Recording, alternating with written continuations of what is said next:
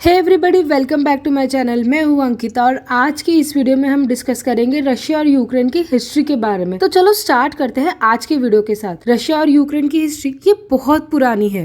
1917 में रशिया और यूक्रेन ये एक ही एम्पायर यानी रशियन एम्पायर कहलाया करता था। बट 1917 में रशिया की क्रांति के बाद में ये पूरा एम्पायर बिखर गया और यूक्रेन ने खुद को एक अलग देश मान लिया। उसके बाद में यूक्रेन सिर्फ 3 साल तक के ही अलग देश रहा है। जब वर्ल्ड वॉर खत्म हुआ तो यूएसएसआर और अमेरिका के बीच कई तरह के प्रॉब्लम्स क्रिएट होना शुरू हो गए।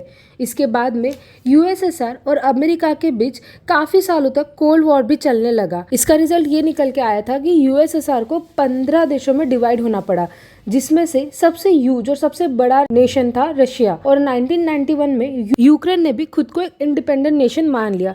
मतलब यूक्रेन को असली इंडिपेंडेंस 1991 में मिला। पहले से ही रशिया के लिए यूक्रेन ये बहुत इंपॉर्टेंट नेशन रहा है, क्योंकि आज भी कहीं ना कहीं यूक्रेन के बॉर्डर पे रशियन बोली जाती है और ये रशियन संस्कृति को भी फॉलो किया जाता है। पहले से ही इन दोनों नेशंस के बीच में हालात कुछ सही नहीं थे। उसके बाद में 2014 में रशिया ने क्रीमिया पर कब्जा कर लिया और इसके बाद में इन दोनों नेशंस के बीच में हालात और खराब हो गए। यूक्रेन को कहीं ना कहीं पहले से ही पता था कि फ्यूचर में अगर रशिया यूक्रेन पे वॉर करता है तो यूक्रेन अकेला इस वॉर को फेस करने के लिए लायबल नहीं रहेगा। इसीलिए वो पहले से ही नाटो का मेंबर बनने का ट्राई कर रहा है। अब नाटो क्या है? नाटो मतलब कि नॉर्थ अटलांटिक ट्रीटी ऑर्गेनाइजेशन, जिसको सेकेंड वर्ल्ड वॉर के बाद में सेटअप किया गया था। इसको यूएसए ने सेटअप किया है।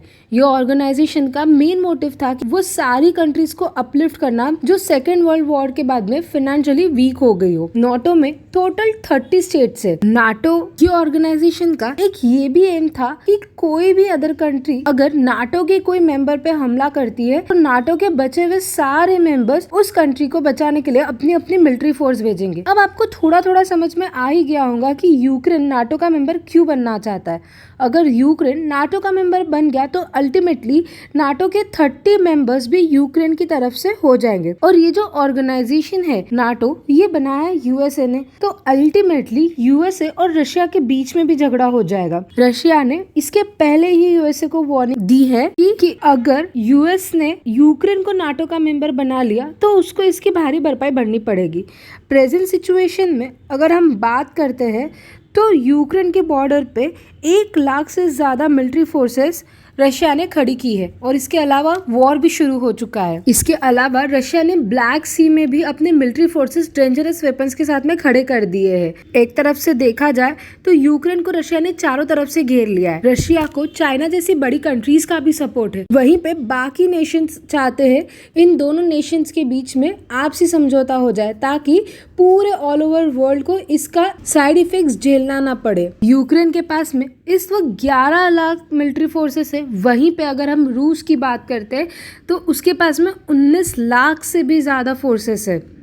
वहीं पे अगर हम फाइटिंग फ्लाइट्स की बात करते हैं तो यूक्रेन के पास में 98 है, तो वहीं रशिया के पास में अप्रोक्सीमेट 1600 से भी ज्यादा फ्लाइट्स है। और इसके अलावा अटैच हेलीकॉप्टर्स और बाकी सारी गाड़ियों के कंपैरिजन में भी रशिया यूक्रेन के काफी ज्यादा आगे है। ओवरऑल देखा जाए तो रशिया ये एक बहुत ही पावरफुल स्टेट है यूक्रेन के कंपैरिजन में। इन सारे सिचुएशन में इंडिया का ये बोलना है कि ऑलरेडी कोविड के चक्कर में पूरे वर्ल्ड की इकोनॉमी हिल चुकी है।